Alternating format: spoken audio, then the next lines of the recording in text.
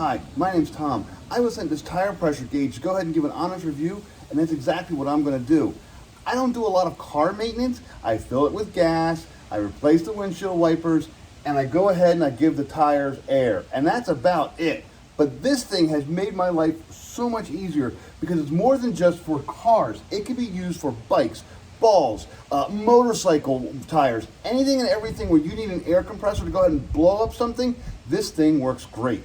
This does not look like a normal tire pressure inflator. This actually looks like a piece of art, but it's a really super useful tool. What it is, it's handheld, it's nice and hefty, got the battery built into this thing, it's all one unit. That is great. On the top, you got a couple things. You have a USB port for charging it. There's actually, there's right there, the USB-C is for charging it. The USB-A is for actually plugging stuff in. You can actually charge your phone off of this because it is a battery in it.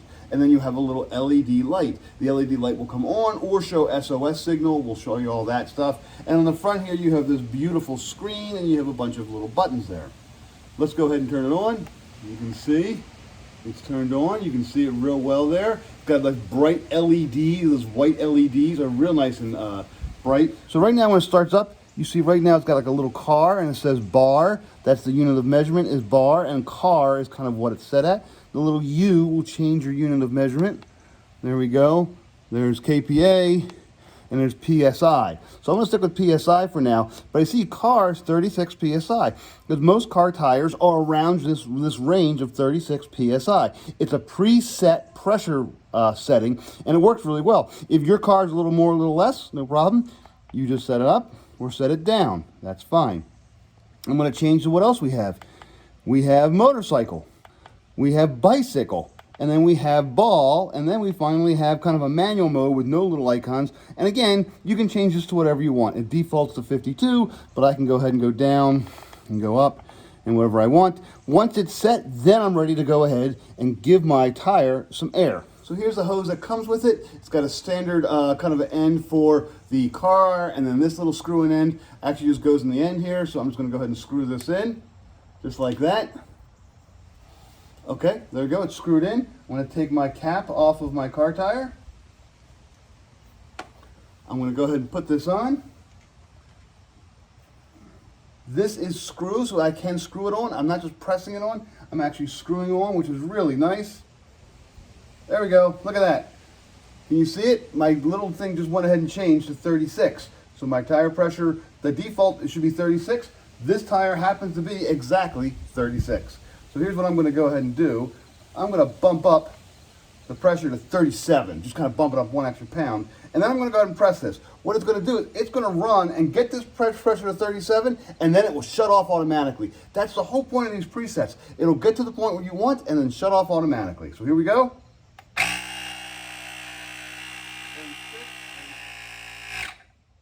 And there we go. Once it went ahead and hit the 37, got it up to the top of 37, and said, okay, that's it, and it shut it off.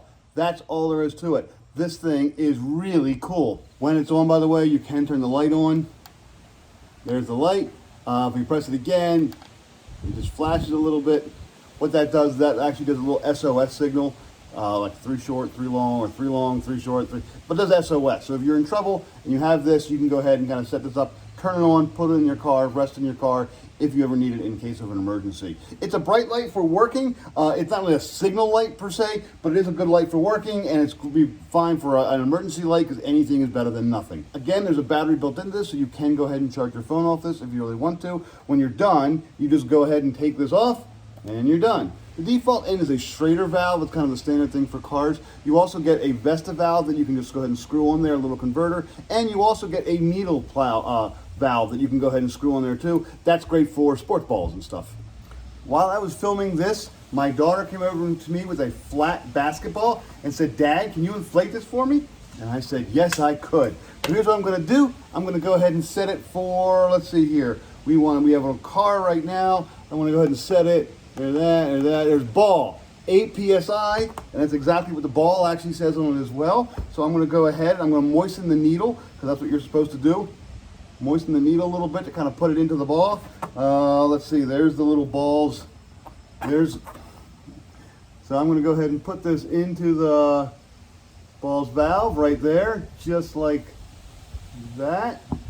Okay, and I'm going to go ahead And right now it says this ball is zero PSI. So yeah, it's pretty flat. I'm gonna turn it on.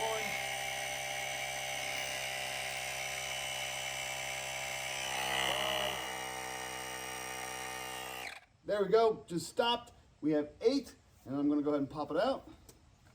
Wow, that ball is now tight, solid, ready to use, all that, and it took me about 30 seconds to actually inflate this ball. No more of that stupid hand pump crap. If you play basketball or you play any kind of indoor sport, don't bring those stupid hand pumps. Bring one of these to the game. You will be able to pump up every ball on that court in a matter of minutes, as opposed to everybody just sitting there with those little stupid hand pumps. And again, it's cordless. You don't need to carry anything. You charge it up, it'll last for all the pumps and then some. This is a great portable tire inflator. That's useful. So you get the valves, the pump, the hose, you get the little USB cord. I use an old one for another device. So you have all this stuff. Where do you store it? No problem at all. There's actually, it comes with a little carrying bag as well. And the carrying bag's nice. It has a little Velcro bag that you can put your valves into. So that's what I did. I put my valves in there. I'm going to tuck that into the bigger bag. And then I'm going to go ahead and put this into the bag. And I'll put the USB and the hose into the bag. And you're going to say, oh no, Tom, you left it on by accident. You're going to drain the battery. Nope, it's got auto shut off. If it's not used for 3 minutes, it'll automatically shut off. So here we go, everything fits in the bag. I go ahead and I tighten it. It's actually a nice heavy bag. I love things that come with carrying cases and bags because it makes life so much easier. All the parts are in here, it's handheld. I can throw it in my back seat, I can throw it in the side door. It's portable, I can charge it up whenever I want. This is a nice, handy little device.